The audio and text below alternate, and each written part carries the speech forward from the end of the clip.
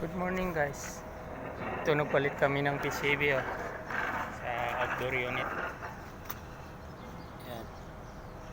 Inantay ko na lang umandar at ah, para maging okay na. Yan Hindi pa umandar. Hindi pa pinaandar sa baba. Yan. Antay na lang dito. Happy New Year guys. Happy New Year. At panigong bagong taon. Sana itong New Year na to ay maganda ang daloy ng ng mga biyaya. Ito ay medyo uminit na naman, malapit na tag-init. Sa gabi malamig, sa araw mainit. Yan Okay guys, babay ako. Antay lang matapos ito. At may compressor pa kaming papalitan.